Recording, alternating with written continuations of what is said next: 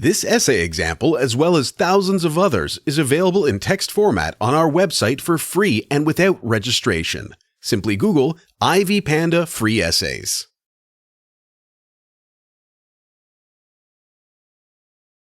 Introduction. Mental emancipation is one of the roles played by education. However, many people do not emancipate themselves because of preconceived ideas, beliefs, and values acquired from their parents. Catherine's efforts to emancipate girls from mental conditioning fail when Betty asks her to obey the decision to become a mother and a wife after graduation. Catherine does not give up and continues to urge the girls to pursue careers instead of merely getting married and becoming wives. Movie information.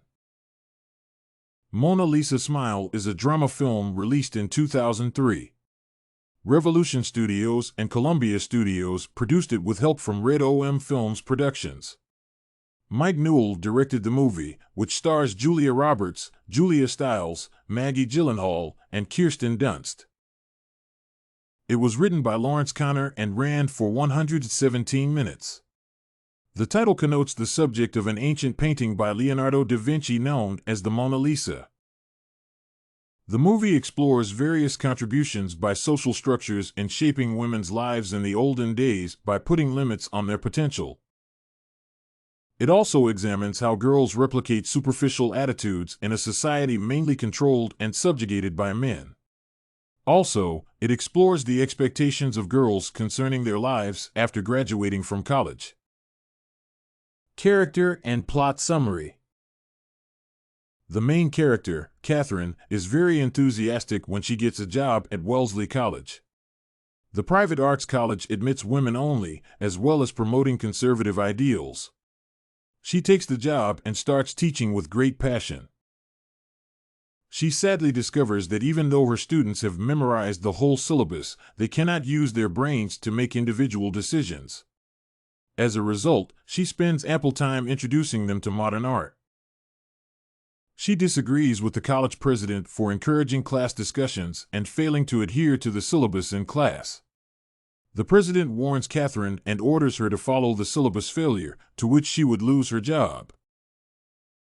After getting used to her students and realizing that their main agenda was to graduate and get married, she seeks to inspire them to do and achieve more with their lives. One of the students, Joan Brandwin, Julia Stiles, had dreams of becoming a lawyer. To inspire her, Catherine encourages Joan Brandwin to apply for enrollment at Yale School of Law. Fortunately, she is offered an opportunity, but instead of joining, she elopes with her fiancé Tommy. She derives much happiness from her relationship with Tommy and decides to become a wife after graduation. This realization prompts her to tell Catherine to stop talking to her about careers because she has already decided to become a wife. Betty Warren, Kirsten Dunst, is a traditionalist who does not concur with Catherine's ideas. She does not comprehend why Catherine is still single. She is responsible for the exit of Amanda Armstrong, Juliet Stevenson, the resident nurse. Betty exposed Amanda for giving contraceptives to students in one of the 2 editorials that she wrote for the school magazine. In the other editorial, she attacks Catherine for telling the girls to pursue education to higher levels rather than becoming wives and mothers. Betty is a victim of an arranged marriage because her parents have chosen Spencer, Jordan Bridges, to marry her. She expects an exemption from attending classes, but Catherine insists that she will not be lenient in giving her a poor grade if she performs poorly. Connie Baker, Jennifer Goodwin, is in a tumultuous relationship. She is dating Betty's cousin, whose parents have chosen Deb to be his wife. Connie learns about the arrangement from Betty. Connie ends the relationship because she sees no future with Charlie. However, they later reunite because Charlie does not intend to marry Deb because he does not love her as much as he loves Connie. Giselle Levy, Maggie Gyllenhaal, thinks differently from the other girls. She concurs with Catherine's views and ideas because she considers her someone who has followed her desires and dreams. Also, she agrees with her because she does not like the fact that she is among the Jewish minority in the school. Her liberal views are expressed in her relationship with a married professor. Catherine opens up to the girls and explains how war separated her from her fiancé. Since then, she has been in several relationships. She turns down a proposal from her boyfriend and instead starts a relationship with Bill, who is a professor at the college. Catherine makes the professor promise that he will stop having affairs with students. Their relationship does not last for long because Catherine does not trust him. On the other hand, the marriage between Betty and Spencer fails because Spencer concentrates on doing business rather than taking care of Betty. Moreover, Giselle tells Betty about Spencer's extramarital affairs, which hungers her. Betty's mother tries to persuade her to remain married to Spencer to avoid being labeled scandalous. In response, Betty asks her if Mona Lisa's smile is an expression of happiness.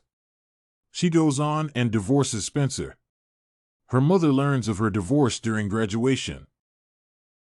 Betty also informed her mother that she was considering joining law school. The school management imposes strict rules on Catherine.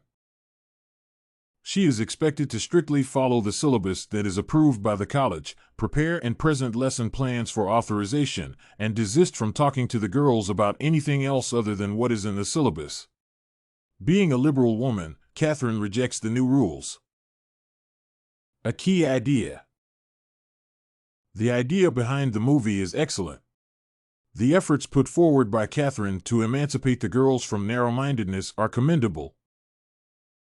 During her first day in class, she realized that the girls were knowledgeable because of memorizing the syllabus but were unable to think constructively and critically. As a result, she decides to adopt a different teaching style to emancipate them from limited mindsets. This scenario is common in today's society, where parents decide what their children become. Even though the students and administration reject her style and try hard to squash her determination, she does not give up.